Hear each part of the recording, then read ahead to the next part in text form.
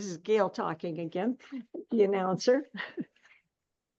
And I'd like to introduce our next speaker of the day, Lisa Warman. She's been volunteering, helping with the steering circle of Tucson Astrologers Guild. I've known her for a little while now. She's so efficient and helpful. She's the founder of Cosme Astrology and the host of the Cosme Astrology podcast. She has a lovely studio in the Barrio section of Tucson. And if after you hear Lisa, I'm sure you'll want to trot on over or tune into her podcast, and she can tell you more about the things that she offers at her studio. But I'm really pleased to introduce Lisa, who's going to be talking on midlife transits. Take it away. Thank you. All right, thank you so much, Gail, and thank you all for being here today. So I just want to say this is my very first lecture, and I am very honored to be doing this with TAG. So thanks again, Gail. And I did meet you during my Uranus opposition, so that's going to play into a little bit what I'm talking about today. So can you guys hear me okay? Okay. All right, so for those who don't know me, my name is Lisa Warman. I am an astrologer. I also do other things. I'm an empowerment coach. I read tarot. I am a tarot educator. I'm a sound bath facilitator. I've studied feng shui, and I am a certified energetic healer. So back in 2008, I went to a mystery school, and it was called Transformational Wisdom. So there, I learned a lot about esotericism, metaphysics, etc. So I do weave a lot of that into the work that I do with astrology. I like to call it a liberal arts approach. I just kind of mesh a lot together. So that's a little bit about me. I do have a lot of Leo in my chart, and I have Aquarius rising. So that said, I'm really big on individuation. So that's the process by which a person becomes whole and distinct and unique. I think that's really important. I love helping people with self-discovery. I love to empower people to step away from negative self-esteem. And I do usually tell my clients, don't trade your excellence for relatability. I think that's a really important quote. So I do really love to liberate people, and that's why I'm talking about the midlife transits today, because in astrology, when we're experiencing these midlife transits, and I'll go into what they are squares and oppositions. And we know that in astrology, with squares and oppositions, those can be challenging aspects, right? But the thing is, with squares and oppositions, there's huge potential for growth. So during this time, and we'll go into the timeline and everything, you will be able to see that maybe well, first off, is everyone here over 40 years old? Okay, cool. So, I mean, this can start a little bit earlier, around 36, but we'll go through this and you'll kind of see there perhaps were experiences that you had that were challenging, and these have to do with Neptune, Pluto, Uranus, and Saturn, but they were the opportunity and the potential for the growth that you've had today, or where you're at today with your life. So again, the midlife transits are turning points in your life, and I am going to be focusing on 4 of them, and mainly the Uranus opposition. Yep. Okay, awesome. Thanks for being patient.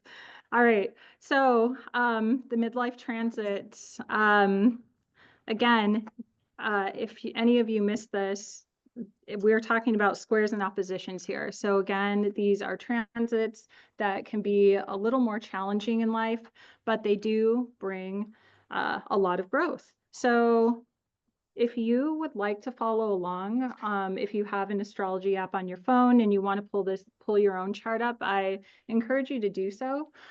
Reason being is I'm going to give ranges of dates for when these transits happen, but depending on when you were born and your age, it's going to hit differently for everybody. So just be aware of that. Pluto especially, the Pluto Square Pluto. Okay, so I chose this topic for two reasons. The first one is I'm really a firm believer in embodied and experiential astrology. So what I mean by that is when we approach astrology from the lens of personal experience, um, when we're focusing on the intuitive understanding, the somatic awareness, and the lived experience rather than just the intellectual part, or in conjunction with the intellectual and what we read from textbooks. So I just got out of my midlife transits. I just finished them up. I'm literally fresh out the kitchen on December. Yeah. So December 29th for me was the last of my Saturn opposition. And that was the last transit for me. So because I've experienced these, I feel like I can really speak to them. I know what they are just from studying, but I also have lived through them. And it's really fascinating for me now to just look back on this time in my life and see how it really played out. So again, if you want to pull up your own chart, I encourage you to do so. The second reason is I do have a midlife transit retreat coming up at Cosme on April 25th through the 27th with fellow colleague Antia Summers. I'll talk about that at the end a little bit, but I've really been studying and into these midlife transits.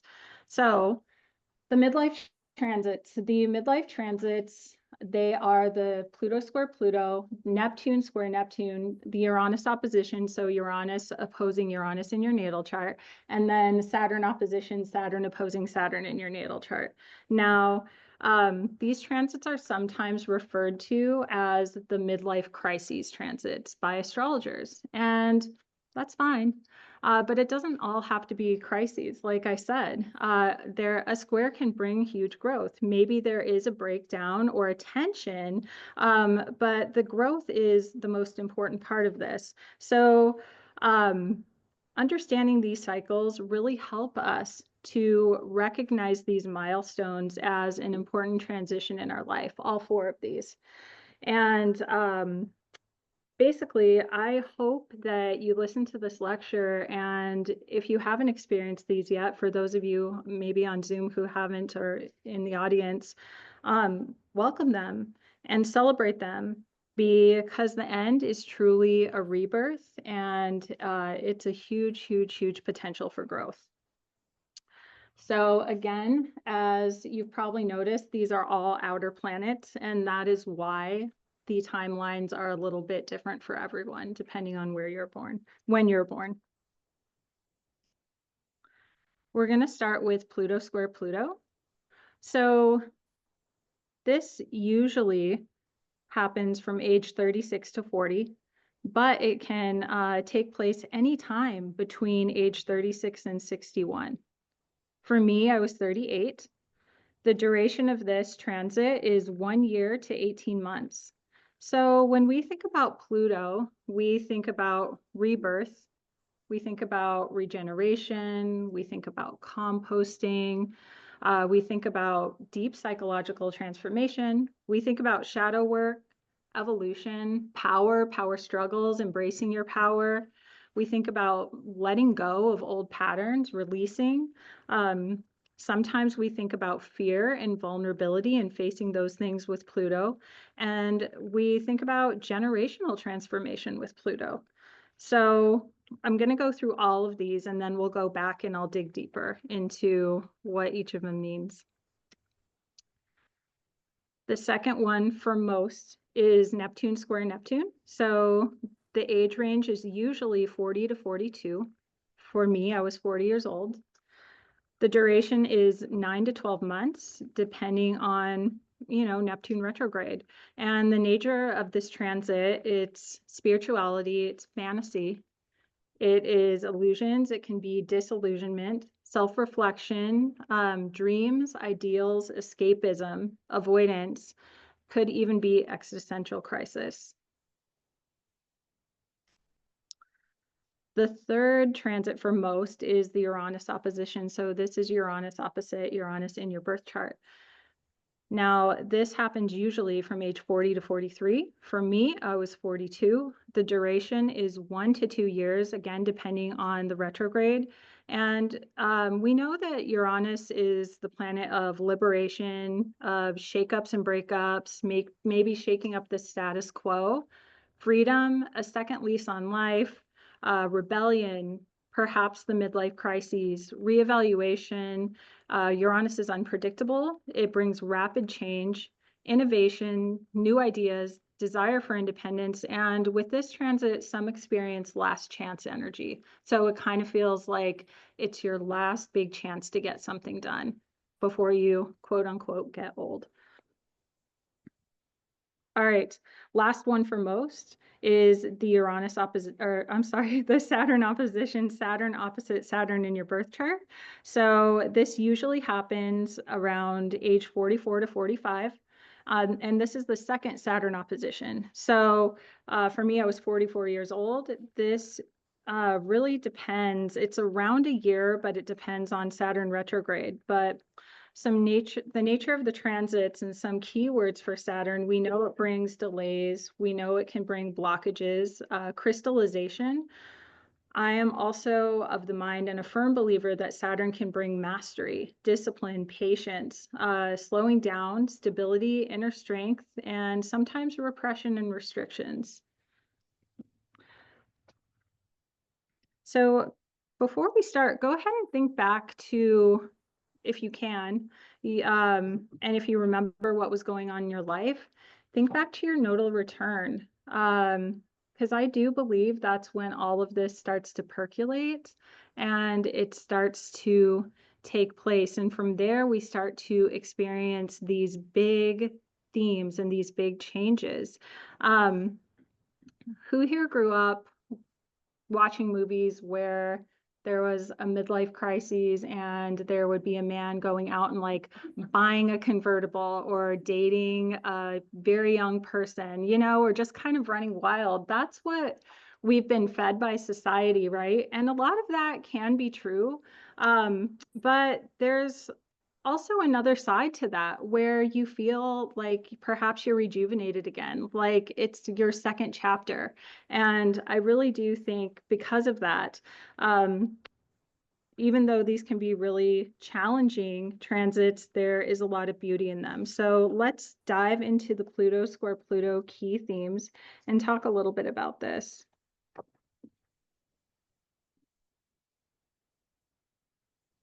Okay, so I have the tarot card Judgment up here because this is a card that's actually ruled by Pluto. And when you look at this card in the tarot, a lot of people just think judgment. So, you know, I'm being judged, but that's not what it's about, really.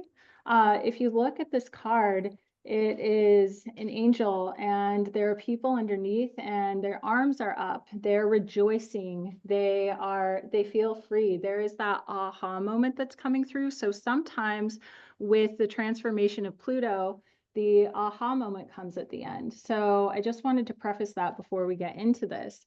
But during this time in your life, and again, we talked about the age, but it could be different for any of you. Like this could actually come after the Saturn opposition, depending on when you're born. So just note that. But you may experience power struggles and transformation. So the power struggles could come in relationship. So those who are in your family or in deep relationship to you. A lot of times we see this play out in the workplace. So I've seen a lot of people deal with this, and it is a power struggle with maybe the CEO or the boss or someone that is working alongside of them. And it could really manifest in many ways in your life. Sometimes this is, it's an opposition, but I have seen a couple times this play out with a power struggle within yourself, not understanding your own power, not realizing your own power and repressing yourself from your own power. So That's the first part of this. The second part is there could be a deep psychological transformation that is happening here. The things that you believed in before, and perhaps how you thought about yourself, the world, it is going through a transformation. During this time, there can be a reevaluation of control and independence. So that would mean relinquishing control of things that no longer serve you, or having more control of your life. This could feel like letting go of old patterns. So maybe a pattern that you've had, it could be psychological, or just a pattern in general that you need to get rid of. It's just not worth it anymore. Sometimes this is facing fear and vulnerability. So really coming to terms with what scares you. And this could be psychological as well. And also just where you feel vulnerable and how you can step into that vulnerability and embrace it. A lot of times too, this is generational, excuse me, and societal pressure.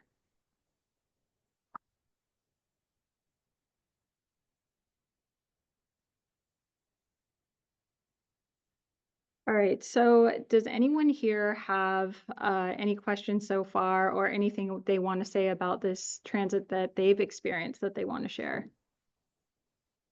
Okay. All right. So with the power struggles, what could really happen here is this could be a reclamation of your own life and your own power, like I said. So when I went through this transit, I was working for someone who, honestly, I felt like so undervalued. I felt like I was doing all the work. I was growing a company at the time, and I just felt like I felt terrible, to be honest with you. And so during this time, what I did is I really started to speak my truth. I started to speak with power. I started to work with this person alongside of them and show them that I was actually more of their ally versus someone who worked for them. And it actually worked out for me. So for me, this played out in the situation of my work. But again, it could be in relationship, it could be your internal power, your external power, even how you deal with authority, with, the government, with politics even. And it could really be how you deal with powerful figures. Okay, so let's talk a little bit about the psychological and transformational part of this. So this could be a time where you deal with what we call, and it's kind of a buzzword nowadays, but your shadow self, right? So the parts of yourself that you really have not let yourself embrace, maybe they're hiding underneath, maybe it's a part of you that you really don't care for, that you don't want to show to the world. Perhaps you've just ignored this part of you, but this is a time where it could feel very overwhelming psychologically if you haven't dealt with this yet. So it's a good time for therapy. It's a good time to talk things out with the people you love. It is a good time to just know that it's okay for this part of you to show up. It's actually for the potential of growth. It can really lead to profound healing and self-discovery if you are willing to face what comes up. We all have these parts of us. We don't have to be ashamed. We have our light and our darkness, right? If you want to call it that. So it's really a time to embrace that and understand that. So letting go of old patterns. I feel like this is one of the biggest for people who I work with, and just the biggest that I have seen in the way of all these themes. So during this transit, old structures of your life are really breaking down. And it could be just structures of beliefs like your religion, it could be your spirituality, it could be what your parents taught you, it could be what your grandparents taught you. And this is a time to let go of old habits that are no longer serving you. Maybe it is a vice, but that's usually during Neptune. But it's just a habit that really is holding you back from your power, holding you back from moving forward and stepping forward. Again, this could be relationships that no longer serve your personal growth. Now we, like we go to school, most of us, we go to elementary school, junior high, high school, college, etc., and we pick up relationships and friends along the way. This is a time that calls for a reevaluation of who's in your life and just making sure that those relationships still are integral and they are serving you. Through the letting go, it really does bring more of an authenticity into your life, and you're understanding who you are authentically and who you are becoming. Any questions so far? Yes.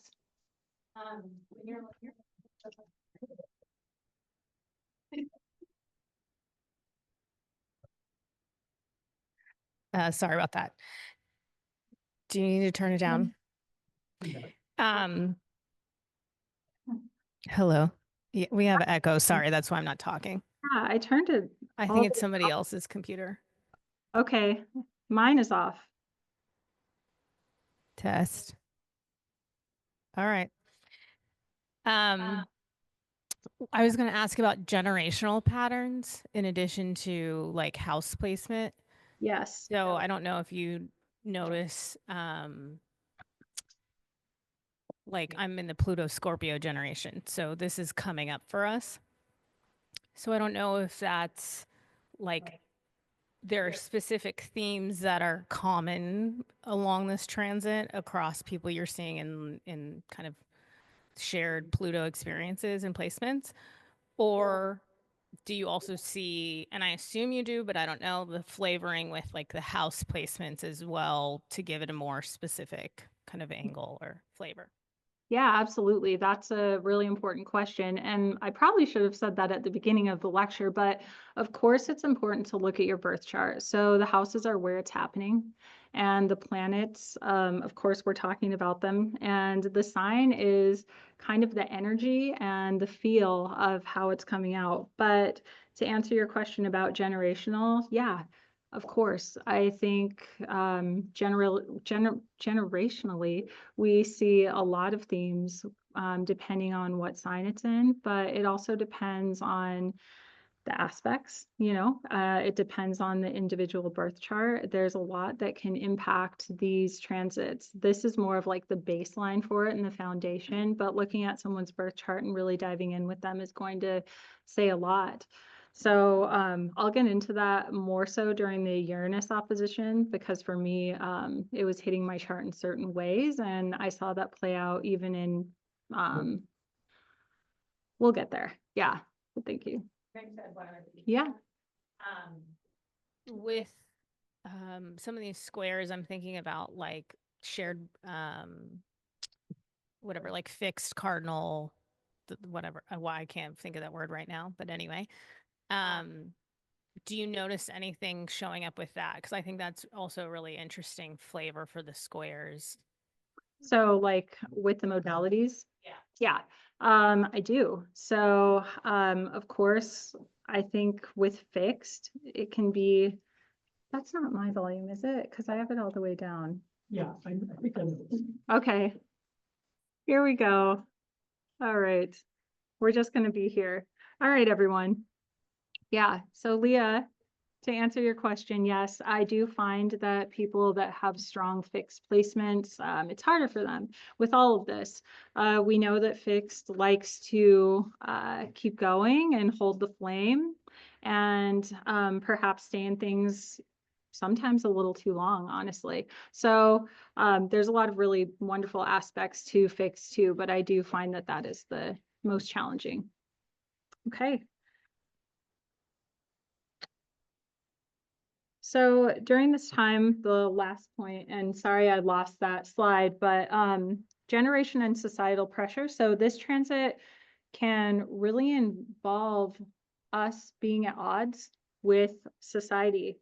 with our generational expectations, because we all have societal and generational expectations, right? So you may feel the weight of societal norms, the weight of expectations from your family really impacting you at this time, and basically prompting you to either conform or to rebel. This can lead to significant rethinking of your role in the world. And again, it could attribute to changing your career or your relationships. So overall, this transit, whether it's in the beginning of the midlife transits or at the very end, it really is a time of intense personal evolution. So this forces you to face all aspects of yourself, the shadow self and the light. It really asks you to examine your psyche. It's a time for releasing what no longer serves you, to transform both internally and externally. This can be a really intense and challenging time, like I mentioned, but it can also lead to positive change and a greater sense of empowerment once this is complete, because we know that sometimes when things get broken down, we either break down with it or we're forced to step up into our power.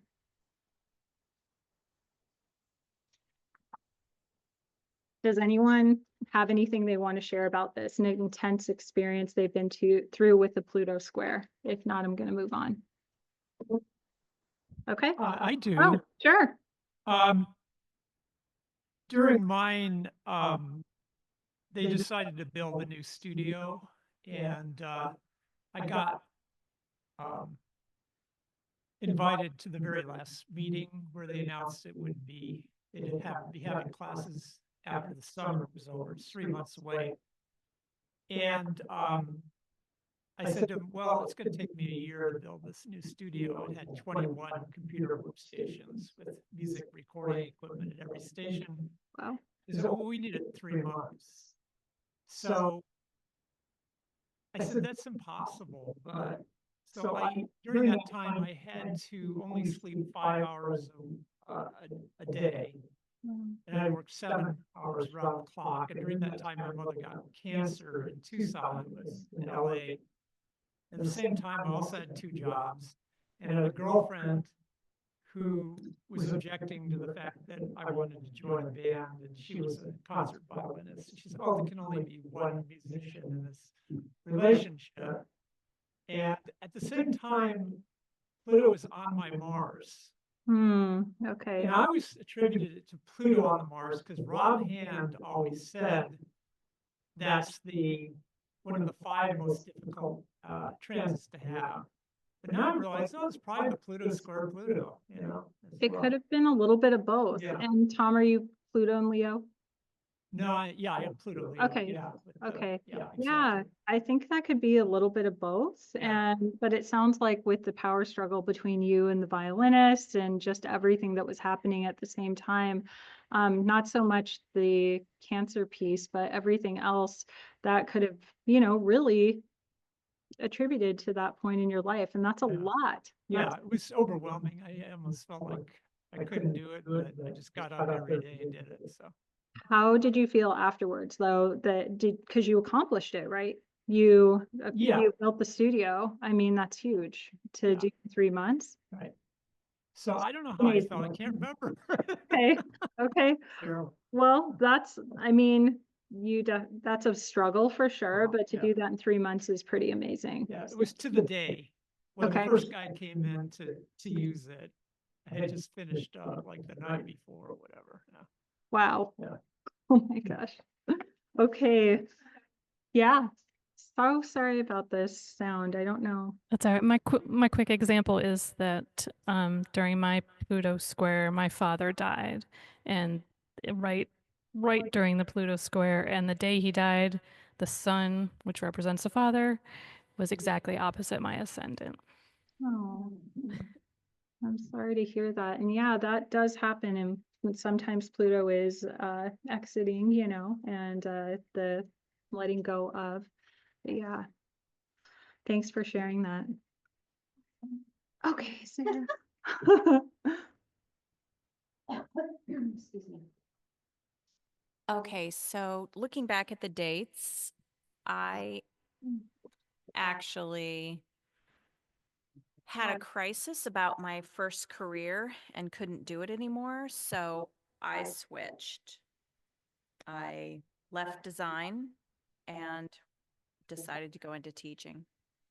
Yeah, that's huge. That's exactly what it is. It could be a crisis and then you decide to pivot. And now look what the teaching has brought you, you know? So yeah. 1 second, for some reason, something is eating up all the power on my computer. So I'm gonna need, I have one, yeah.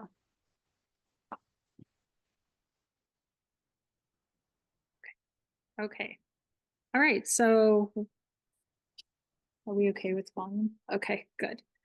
Next one is the Neptune Square Neptune. So usually this is the second transit, but again, depending on when you're born, Pluto could be last, it could fall into any place. So Neptune Square Neptune, this transit occurs when, of course, Neptune in the sky is at a 90-degree angle, a square, with your natal Neptune. And this transit typically happens from age 40 to 42. The exact age really does depend on your birth chart, like I said.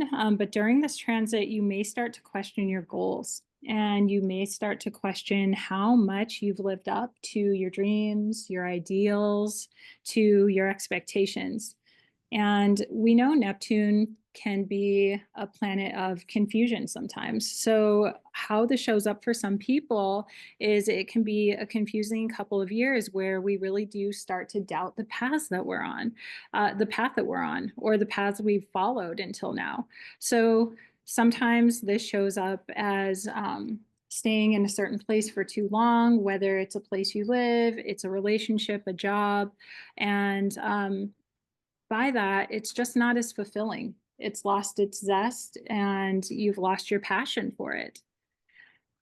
It could be a time where you realize that maybe you've forgotten about your dreams. Maybe you've left them behind in your 20s. Maybe you just started working a lot and you've totally abandoned them. So this is a time to revive them. And basically here, some of the key themes are spiritual and existential crisis, illusions and disillusionment, self-growth or self-reflection and growth, changes in dreams and ideals, and then escapism and avoidance. So with the theme of spiritual and existential crisis, this transit can bring up deep questions about the meaning of the direction in your life, the meaning of your spirituality. You may experience a sense of disillusionment or even a loss of purpose during this time. It's really a time where you can feel like your dreams are out of reach. So maybe you've abandoned your dreams, but they also feel unattainable. Like you can set a goal, but you're not going to reach it. On the flip side of that, it could be a time where you set really big goals and they're just too big. You know, it's an illusion, it's a fantasy. So one really important thing I tell people during this time is just to be present. Don't make any huge, big, impulsive moves. It's good to dream. It's good to feel into this time, but you don't actually have to have the action, right? You can wait to have that action point. Now, the next one, illusions and disillusionment. So Neptune's energy is often associated with dreams, illusion, and idealization.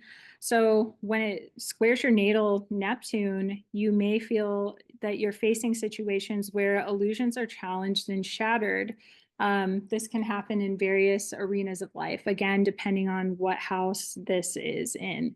So during this time, you may be forced to confront any sort of fantasies or pipe dreams that you may have had and, you know, just let them go during this time or decide if they are really a dream or if it's something that's never going to happen. I do like Neptune Square Neptune because it is an important time for self-reflection. So during this time, you may feel like you are just going through past emotional wounds, your emotions in general, false beliefs or beliefs that you may have, but you've never honored. This can lead to increased clarity and a deeper understanding of your true self and your purpose in life. The reason I chose the Hangman card is because of the self-reflection and growth. So in the tarot, the Hanged Man is ruled by Neptune, and the Hanged Man is hanging there because he's not making a move. And the thing is, he can easily reach up and untie himself. He's not bound so tightly, but he's not. He's just waiting. He's hanging there. He is in this sort of liminal space. And there's no need, again, for movement. It's mostly about reflection during this time. During this time, I find that people really do change their dreams and their ideals. So again, their religion, their spirituality, etc., or have a spiritual experience that is very profound that then leads to changing their ideals and shifting and maybe fulfilling an ideal that has been on the back burner for a long time. So what this can do is actually redefine your goals. It can help you to redefine your goals and who you are. The last one, escapism and avoidance. So I actually see this quite a bit, and I've seen it more nowadays. And I don't know if it's just because of the climate of our society, but with the escapism, sometimes this shows up as substance abuse. It could be drinking. It could be an addiction to anything, food, sex, anything like that. And really, it's just pushing your emotions away and not wanting to deal with them at the time. So you're finding that escapist route, and you are avoiding your emotions during this time. So it's really an important time to pay attention to those habits that you have. If you're a daily drinker, perhaps you don't do that anymore. If you're someone who, gets stressed out and maybe smokes, like maybe think about that for a moment. Is that really serving you, or are you putting all of that emotion and energy into the actual cigarette? So it's a time to kind of pull back and assess what your escapist tendencies are, because a lot of us do have them. A lot of us have vices, and that's okay. But this is a time to really be mindful of those tendencies and just kind of lay low. So in general, the Neptune Square Neptune transit really does challenge your inner world, and it asks you to confront the tensions between dreams and reality. It's a time for spiritual growth and understanding, and again, this might bring up some discomfort and confusion. So you can look to the house that this lands in your chart, or if this already happened for you, just look back and think about it. What happened during this time? How did this land for you? Does anyone have any stories they want to share? Okay.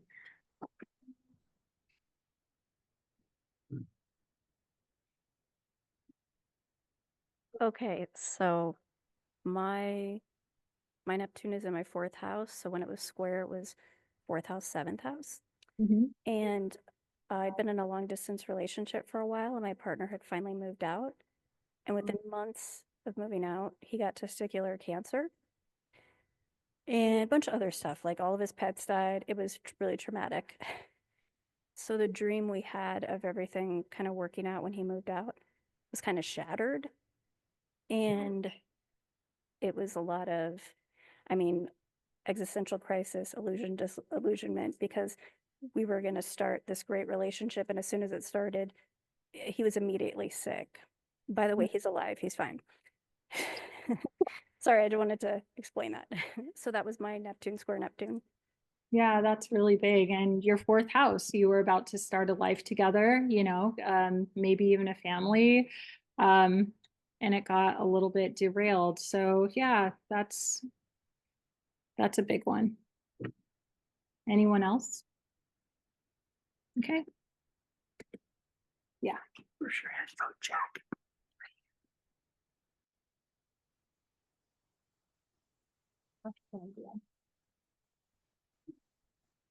Do we test it? Yeah, go ahead. Okay. Let me try. Hello, hello, hello. Better? Go away. Okay, good. Okay. All right. So Neptune square Neptune. We're going to move on to the Uranus opposition. So I'm a huge fan of the Uranus opposition because this was such an exhilarating time in my life. It wasn't easy by any means, but it brought so much growth. And through the growth, I wouldn't be where I am today. This actually brought, for me, astrology. And I'll talk about that a little bit after I go through all of this.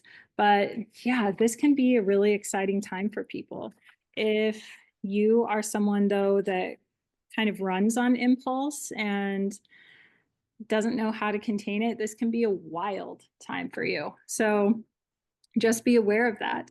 The Uranus opposition. So this is when Uranus in the sky forms an opposition, which we know is 180 degrees away from your natal Uranus. So this is an opposition. Usually this involves other people, but this transit typically happens from ages 40 to 42 too. So this is what they call the midlife crises, right? This is when the guy goes out and buys the convertible, dates the younger woman, etc. But it can also have such profound effects on the rest of your life. So the first one, radical change in freedom. We know that Uranus is the liberator. It brings freedom. It brings rebellion. It's breaking the glass ceiling. It is change. It's spontaneity. Uranus is truly radical change and freedom. So being the planet of innovation, rebellion, and sudden unpredictable change, this could be a time where you want to break free from what you're doing. You just feel like there is something percolating, an energy that may be exciting, and you just want to forget everything that you've been doing, you know, like honestly, just saying, screw it, and moving in a different direction. So this could be breaking free of any routines, expectations, constraints that you feel are limiting your authenticity. This is often a time when people experience a deep urge to make radical change in their careers and their lifestyle. Even it could even be your appearance, the things you own, where you live. So it's just that sense of breaking through and being free. Now, the second point of this is the midlife crises and the reevaluation. So this transit often coincides with a midlife crisis, though not always in the stereotypical sense. The Uranus opposition can bring about a reevaluation to your life path, leading you to question whether you're living authentically or not. So this one has a lot to do with the identity. People often begin to wonder if they've been living for others or living for themselves. If they've been following a conventional path or if they've been following the path that was authentically set out for them. They may want to explore new ways of expressing themselves during this time. So sudden and unpredictable events. Uranus is the planet of surprises, we know that. And during this transit, you may experience unexpected events or disruptions. And these could be small events in your life. Sometimes I do see accidents. Sometimes I do see breakthroughs or just something that's so shocking, you know, you wouldn't imagine that it was happening. So again, this could be liberating or it could be unsettling. It could be one or the other, depending on how you respond. So the key to these changes often may come without warning, and it could push you to step out of your comfort zone. So by stepping out of your comfort zone, that's where the growth starts to happen. At the time, it could feel chaotic, but it really is an opportunity to break free from stagnation. Think of an animal, honestly, breaking out of a cage. You know, that's what this could feel like. Okay, so the next one, desire for independence. During this time, you may feel the need to distance yourself from people, obligations. Like you may not want to go and you won't go because you just don't want to do that thing anymore. And you find validation in just saying no. You're like, this is okay. I don't have to do this thing anymore. This could be commitments that no longer serve you, and it just feels like it's weighing down, it's pulling down on your personal growth. So this could be a very potent time for you to seek more autonomy and space and express yourself as an individual. Okay, innovation and new ideas. So on a more positive note, not that that's negative, but this is where it gets kind of fun. This could bring on fresh perspective and what we like to call nowadays downloads, so hits of inspiration. It can bring new ideas. It could bring creativity. So if you are someone who is open to change, this could bring breakthroughs, and you may be drawn to new philosophies, new technologies. You could even be drawn to new fields of knowledge and new industry in your career. So there may be an interest in progressive ideas, unconventional ideas during this time. You may be more inclined to explore areas that really do push your boundaries. All right, the next one, rebellion and defiance. So we do know that Uranus is the planet of rebellion, and you might feel a strong urge to rebel. So this is a time where maybe you rebel against authority, against tradition, against the status quo, against something you do not believe in anymore.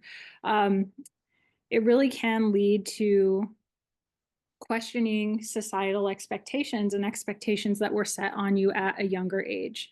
While this can feel empowering, it's really important to consider the consequences of making impulsive decisions. So that is one thing that this transit brings, an impulsiveness, like I said. So making sure that you are taking your time and then making the decision instead of just reacting in the moment. Does anyone have any questions about the Uranus opposition? Okay, so I have a chart example for this one, and I kind of want to talk about my journey with this because it was so profound and important, and that's really what got me into the midlife transits and really studying them. So let's see, in 2022, it was spring. I was driving on the freeway and I was listening to the astrology podcast, Chris Brennan, and Sam Reynolds was on the podcast. And he had mentioned that there was going to be a conference in Tucson, Arizona. And I really couldn't believe it. I felt like I was one of the only astrologers in Tucson at the time. I had no clue. I only used Instagram. I had no astrology friends. I didn't know. And so I pulled off on the side of the freeway and I signed up for the conference right away. And I ended up going to this conference. It was about 100 people, and it was at the Lodge on the Desert here in Tucson, Arizona. So I walked up to the conference and I started to shake. I was so intimidated. I was just completely nervous. And I started to do circles around the crowd. They were all in the courtyard drinking and having snacks. And finally, two women pulled me in and they asked me my big three. And so I felt like I could talk about astrology. And from then on, for the next 4 days, I was able to speak the language of astrology fluently. We know that there's a camp that believes that Uranus is the planet of astrology. We know that Mercury also can be the planet of astrology. So this was very literal in my life. And at that conference, one of the first people I met was Rick Levine. And he's like, "Who are you?" And I told him, and I said, "I'm new to this community." And he said, "Well, what about Tag? What about Susie Cox? What about Gail?" And I said, "I don't know." And so he looked at me like I was bonkers. And so he gave me the website and I signed up to be a member. And now I'm helping with Tag, which is wonderful. I opened an astrology community center here in Tucson, Arizona. Most of my friends now are astrologers, and I have a really beautiful group of people that I talk to all the time. So for me, what it did is it opened up a door for something that was always there, but hadn't been exposed yet. It hadn't been opened up yet. And it was a path that I was supposed to be on, but I wasn't on that path yet. I still do the things that I did, you know, like career wise, and I still have the friends that I had before. We're not as close, honestly, but I feel like this really propelled not only my career in astrology, but the community that I embrace in astrology. So, if I didn't step into my Uranus opposition, if I didn't allow myself to open up that door, to walk that path, I would not be where I am today. And I think that's important because this is something that I will be and have and practice for the rest of my life. I use astrology every single day. So I just think that's really important to share because some people do become afraid of stepping into something new, but you really just have to embrace this change. Okay.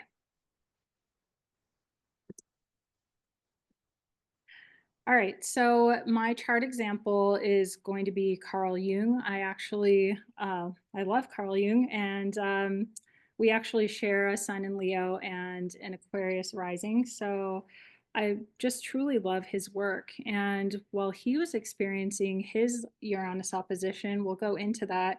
Some of his most profound work came through that would influence the rest of his life. So he has a quote, and it is, "A dream uninterpreted is like a letter unopened." So I find that really fitting for the Uranus opposition. If you don't open up that dream, nothing's going to happen. You know, this could also be a little bit Neptunian, but really, you never know what's going to happen unless you step into it. So in 1915, Carl Jung, he experienced his Uranus opposition. This was a very pivotal year for him professionally and personally because he studied under his mentor, Sigmund Freud. And during this time, he started to break away from Sigmund Freud. So he had that breakup. And a lot of times the Uranus opposition does bring a breakup. It's a breakup to break through. So he started to break away from Sigmund Freud, and as well as his work with the psychoanalytic movement. During this time, he started working on the Red Book. And if you're not familiar with that, we'll go into it a little bit. He really deepened his exploration of the unconsciousness, and he set the stage for many key concepts that would later become foundational to Jungian psychology. So here's his chart. Oh, well, sorry, here's the Red Book. So this was written during a period of intense self-exploration. So he was doing a lot of psychoanalysis on himself during this time. And I'll show you his chart and you'll see why. That he recorded his dreams, his visions, and his fantasies. He's documented experiences with the collective and the unconscious and the active imagination. This led to the development of key concepts such as archetypes, the shadow, and the self. So here's his chart, if you can see. Sorry, it's a little blurry on the side. This is his natal chart. So Jung had Uranus in Leo at 14 degrees. And during his Uranus opposition, Uranus was very close to his ascendant. It was in his first house. So this is when he started to write his book, The Red Book, and he was doing psychoanalysis on himself. He was also doing that on the other. So when we look at the first house and the seventh house, we know that that is the self. The first house is the self, it's the body. The seventh house is our partnerships, it's the other. And there is this beautiful marriage, I want to say, between the polarity of Leo and Aquarius. There is the curiosity of the self and self-discovery, individuation. There's also that curiosity about the collective and how that merges, how it comes together.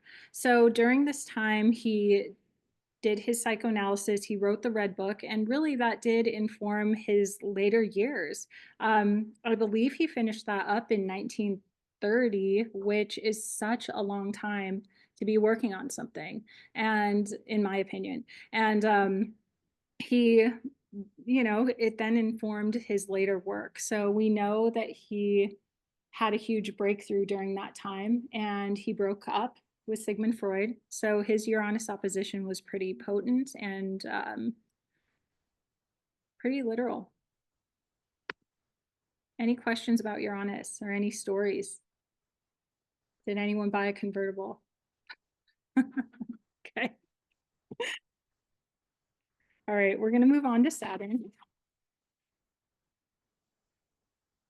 Okay, so the Saturn opposition, it happens usually between ages 43, usually 44 to 45. And this is the second Saturn opposition that we experience as humans. So this is a time in your life of reflection. It's a time in your life of crystallization. And it could be a time in your life where you start to transition into the next season of your life. And if this is your last midlife transit, I believe it's truly the crystallization. It's like the icing on the cake for everything that has happened. You're taking the Pluto Square, you're taking the Neptune Square, you're taking the Uranus Opposition, and this is where it all comes together and kind of crystallizes and helps you to move into the next stage of your life. For me, this showed up as self-confidence. And I thought I was confident before, but it was mostly ego. And how this shows up, it is a reality check. So it really helps you to see who you are, to crystallize what you care about and what you don't care about anymore. We know that Saturn can sometimes be decay. So it's just really that final push, final release, and letting go. So midlife reflection is the first one that I have here. So this is a time of your life when you really look at your midlife transits and you look at everything that happens starting at 40, maybe even during your nodal return at 37. So this can really prompt you to assess how far you've come, whether you're satisfied with the choices you made during these transits, right? Whether you're satisfied with switching jobs if you did so, switching partners if you did so, moving, whatever it may be. Was it an impulse or was it for authenticity? This is that crystallization point, and it's that reflection point. So during this time, you may feel like you need to look back on your achievements. And sometimes during this time, you look at your missed opportunities, and that's okay because Saturn does that. And we all are going to have missed opportunities. That's a reality. We can do anything, but we can't do everything, right? So this is a time of really re-examining that and re-examining your goals moving forward. Okay, reevaluation of life structure. We know that Saturn is structure. Sometimes it's literally the four walls that we live in, but this is a time to really reconsider or look at the structures that you've built for your life. We all do that, whether it's our habits, whether it's our day-to-day, how we go to work, what we eat, how we take care of our bodies, how we take care of our minds, what kind of what we feed our minds. So this can manifest in a desire, to really look at your commitments and your obligations. Make sure you are completely aligned with them. Because again, this is that crystallization point, and you want to make sure that you are looking at your life structure and it's strong and it's going to serve you going forward. Again, career comes up during this time for a lot of people, and making sure that that career and the people in your life are truly reflecting your values.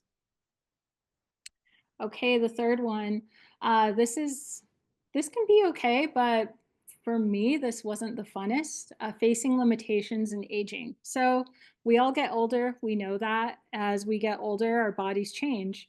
I used to be able to study all night long and go have a normal day and like get up at 6 and do my thing, right? I used to be able to go with no sleep. I cannot do that anymore. I sleep 8 hours a night. I wake up at a certain time. I go to bed at a certain time. This really does bring on that awareness of the aging process and our limitations of time. So father time is definitely in the mix here. You may become more conscious of your own mortality. You may become conscious of other people's mortality. Life may feel more precious during this time. So you may consider how many years you have left, how many years you have to achieve your goals, You may start thinking about what you want to accomplish within the next 5 years, or even break it down like that.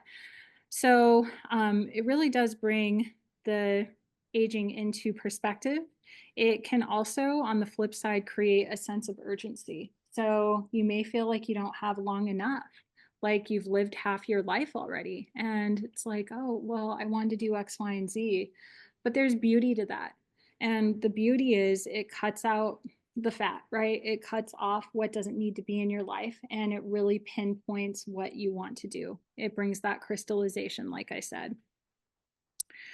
A lot of times here you can think about your long-term aspirations and reassess them and really put them into perspective in a very realistic way. Like, this is how much time I have, and this is how I'm going to accomplish it. This is so opposite of the Neptunian energy. This is framework. This is more so like thinking of this in a container versus out in the ethers. And I find this is such a really important time to just make sure you're set for the next season. Letting go of the past, this shows up here too in the Saturn opposition. So letting go of outdated beliefs, relationships, like I said, trimming the fat, things that don't serve you.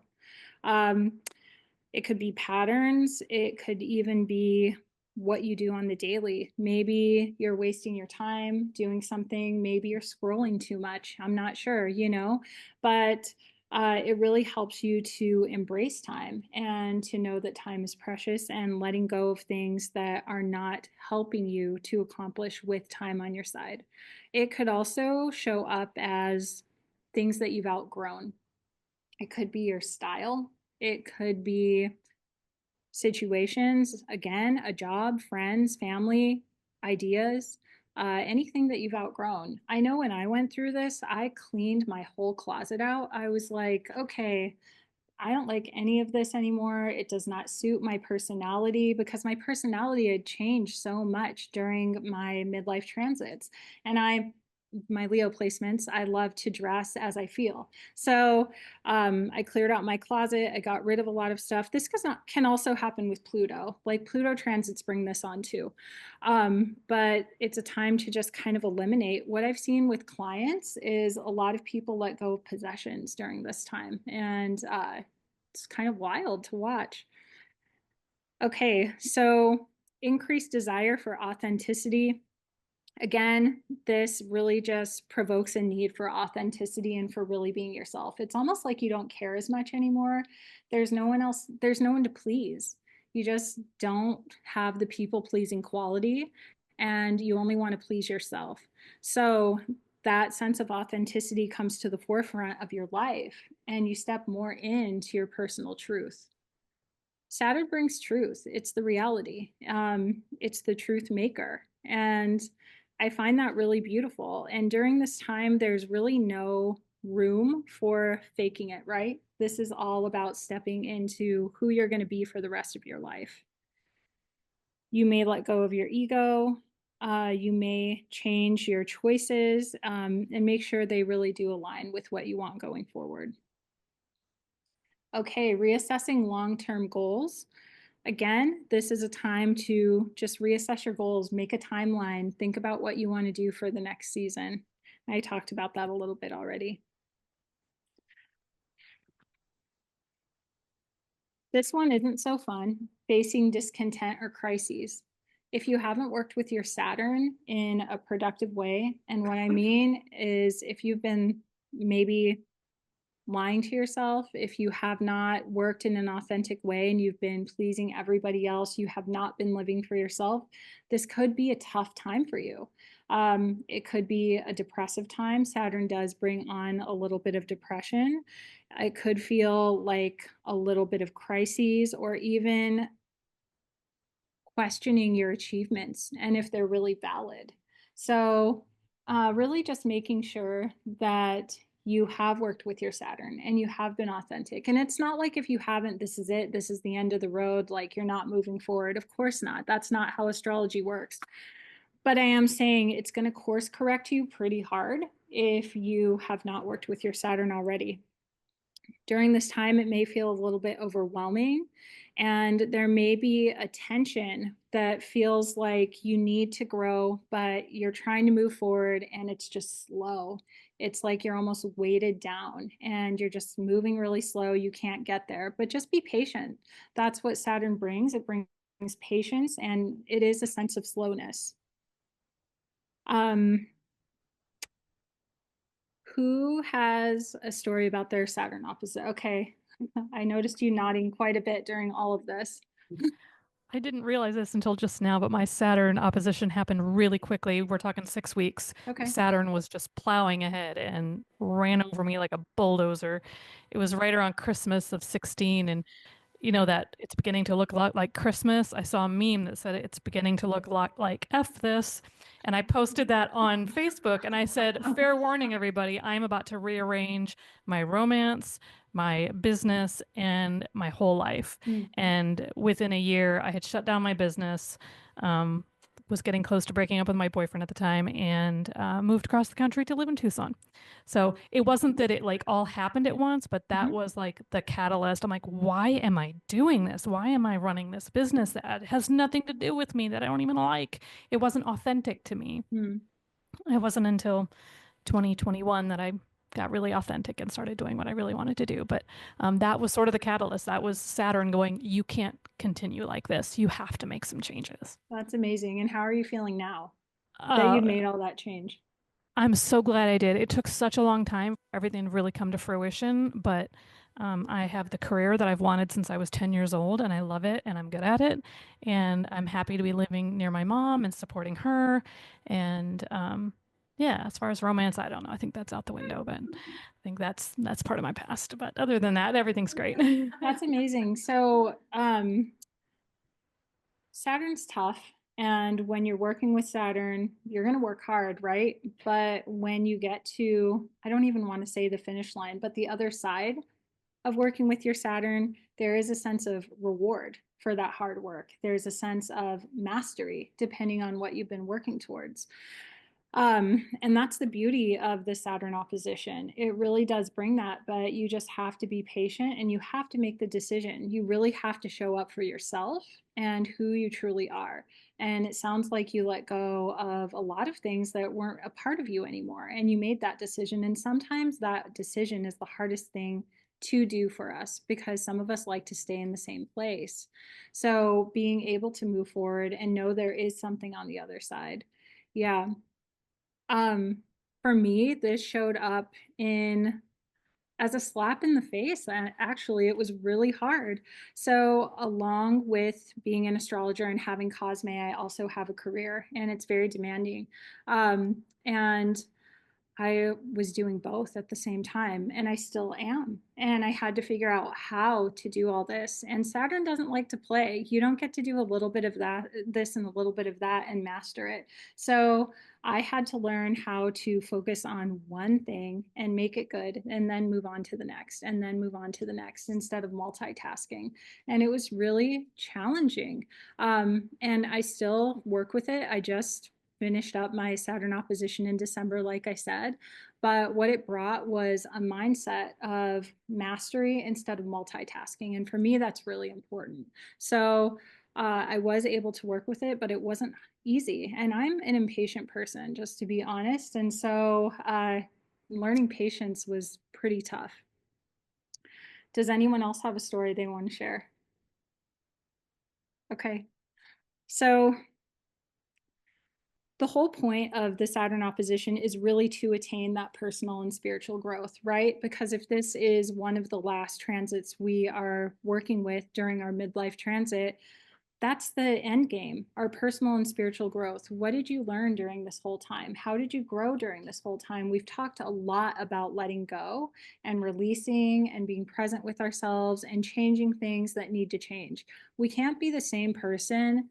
Well, we can if we want to, I suppose, but we really, it would be a dishonor to ourselves if we were the same person we were in our 20s as we were in our 40s or 50s, right? If we're still holding on to all those things, unless they were totally relevant and purposeful. But as humans, we are ever changing, we're evolving, we're growing, we're always in flux. And that's the beauty of being a human being. So I find the Saturn opposition to be very beautiful. And I chose the World card from the tarot. The World is the last card in the major arcana. And what it is the end, it's the finish, it is the stabilization. So if you look at this card, all 4 elements are represented in each corner. So there's balance.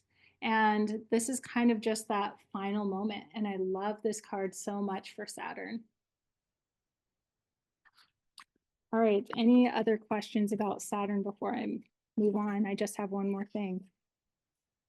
Okay. So, that's basically what I have. And if no one has any questions, I do. Yeah.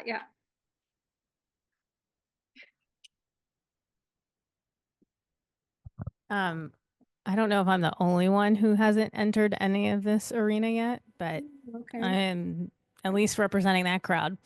In this room, I think you might be, because Yeah. before you got here, we all raised our hands that we had experienced this. There you go. Okay. I'm the fool before the world, right? Although you're Pluto Square. Nope. Actually Pluto's trying my sun right now, actually. Okay. And then my Pluto square, my Pluto's at 8, almost 9 degrees for me. Okay. So it's on the horizon, but we haven't entered yet. Okay. Yeah, I guess I'd be curious from you or anyone in the room. Like, I think about people that I work with, and I also think about myself, obviously. Yeah, what you would say, what you wish you would have known, like entering the field. You know? I mean, I already like have some thoughts about things that I've already been through and I'm in, but I'm curious from okay, I survived. I came out this other side. I have I voted or I survived sticker. Mm-hmm. Yeah. You know? I think that's it, actually. There's a fear sometimes when people, for me, like the way I learned these transits, the midlife crisis transits is how I learned. And I learned them. I hadn't experienced them yet. So that's scary when you hear crises. I mean, no one wants to hear that. So I would have told my younger self before I went through this that it's actually not. It could be a breakdown to move up. It could be a rebirth. It could be a breaking free to break through. So there's always a this and or that, a yin and a yang, right? So it's both, and it doesn't have to be so scary. Astrology isn't scary, but we can make it scary, right? So I would have told myself that. And also, for me, the Neptune Square was tough. It was confusing. I don't know. I didn't feel like myself, really. I felt tired. I felt foggy. It was strange. So I would have just told myself to hang tight through that time and not have to accomplish, not have to move forward, not have to have a thing that I need to do. Yeah. I don't know if anyone else has anything they'd like to share. Yeah, Sarah. So, 2 things. Is this even on? Okay. So, 2 things. Number 1, I've never looked at all of these in one sitting. So, that's actually really insightful. And it's interesting to me. Something you said made me think of this. Pluto, Neptune, Uranus, Saturn. So, we have Pluto, which is like a firestorm, like it's demolishing. And then you have Neptune, which is the dream time, right? So it's like envisioning something new. Mm-hmm. Uranus is, sudden insights or I can't think of it, but it's like reaching for something greater, Mm-hmm. right? A liberation Mm-hmm. to like have something new. And then Saturn is like the culmination of bringing things together and creating something new to march forward into the future. So it's like thinking about them as a collective, it's like, this is really beautiful. So I'll share that. Like, I see it, yeah, there's bumps along the road and can be messy, but at the end, it's incredible. I have to second, I actually was in therapy during part of this time. And I remember going into my therapist who was an astrologer, and she would say to me, I would come in, I would say, oh my God, all I said to her was, I'm so exhausted. I'm so tired. I'm so tired during that Neptune phase. And she finally got tired of me saying it. I was more of a baby astrologer then. And she handed me Rob Hand's book and she said, read this. And it was the aspect that was happening. And I was like, oh. But I second that Neptune exhaustion really I thought something was wrong with me. And I was just experiencing astrology. Yeah, I mean, definitely, absolutely. And there is a lot of beauty in the trajectory and the timeline of all of this. And some people will experience their Pluto square last. I also find that fascinating because, that's kind of like, well, if you built all this and you don't like it, let's tear it down now. So it does manifest differently for everyone. And again, just look at your chart. Yeah, Nestle.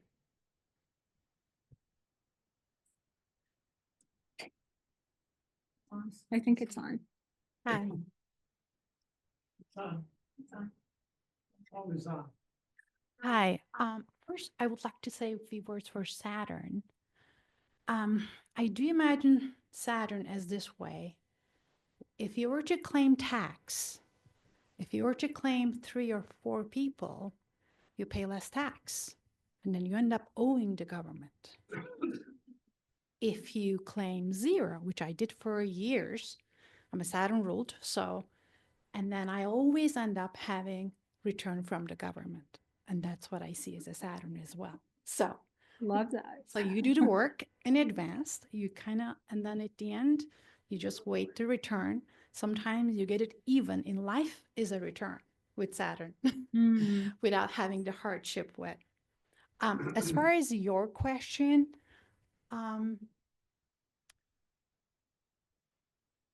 so I would really think about also each those oppositions will bring different for each person's chart because we have aspects. My Pluto square, Pluto was on my Venus, opposing my natal Saturn. So it brings the whole thing. So for some people, it can be more lighter. For some people, it could be more dramatic, but big accomplishment or big growth. So it's also bring the natal story. So we need to look what else Saturn is doing. So when he has opposition, so other parts also light up. So it can be complicated a little bit. I just wanted to add that, but thank you. Yeah, and it can, absolutely. And that's why you should definitely look at your chart to see what's going on there. These are the themes, and then your natal chart is going to influence it in a certain way. I have Uranus very close to my midheaven, so I think that's why I had that experience. It's in Scorpio, so it makes sense for me, right? But that could play out totally different for any one of you. So make sure to look at your natal charts. Okay, so I'm just gonna end this lecture by saying thank you and also with a poem. So this is Observe the Sky by Tennessee Williams. Has anyone heard this poem? Is anyone familiar with it? Okay, so I found this poem during my midlife transits, and this was extremely potent for me during my Saturn opposition. So I just want to read it to you all and take what you want from it, but I feel like it's very relevant to all of these. So, Tennessee Williams observe the sky.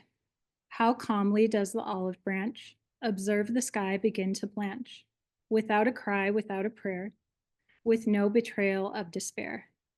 Sometime while light obscures the tree, the zenith of its life will be gone, past forever.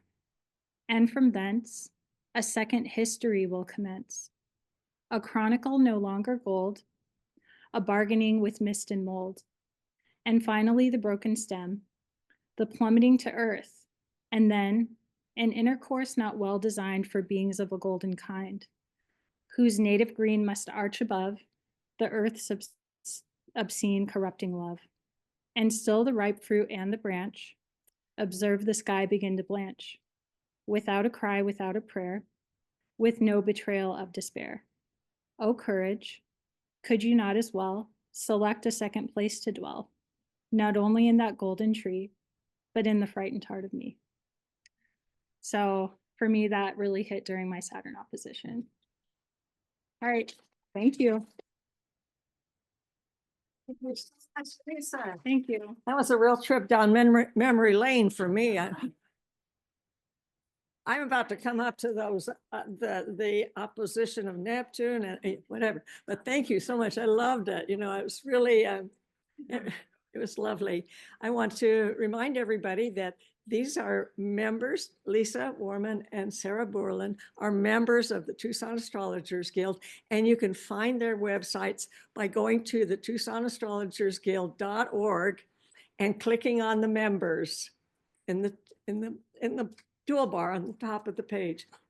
Click on members, scroll down, you'll find them there. You'll not recognize their pictures and you'll find their websites. So I invite you to do that. Thank you all for being here today.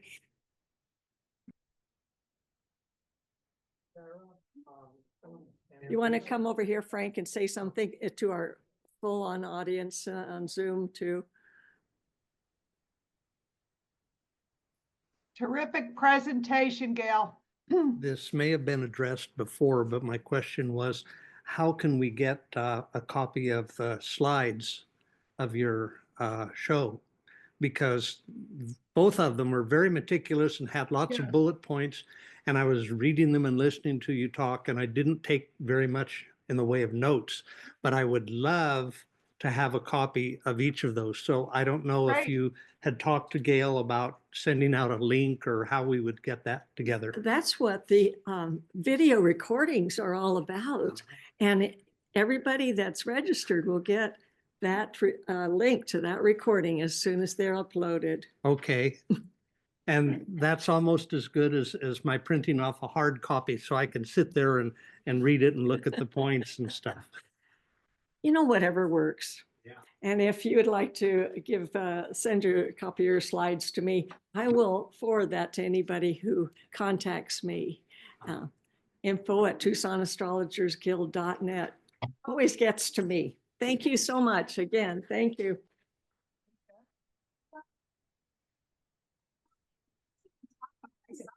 Okay, you did that. That's why I'm telling them to go to the members page so they can find you. Okay. So that's one thing that I did not include. Nope. Okay. My website, my Instagram handle, all of that. So yeah, please, if you can find it on the Guild's website, that would be amazing. But I do have a 3-day retreat coming up if you're interested in embodying and feeling out and really just being with other people who are experiencing or have experienced the midlife transit. So I'm working with a colleague, Auntie Summers, and this is going to be at Cosme Astrology. It's April 25th through 27th. It is, again, a 3-day retreat. We're going to have astrology, yoga, sound healing, and it is, again, more of an embodied astrology. So we're going to act out these transits. We're going to work through these transits. It's going to be a very open and healing space. So I hope to see you all there. And if you're interested, you can go to cosmeastrology.com and you can sign up there. You can also find you on Instagram. And find me on Instagram. So Lisa M. Warman is my handle, and also Cosme Astrology. Okay, great. That's all what we needed. Thank you. Okay.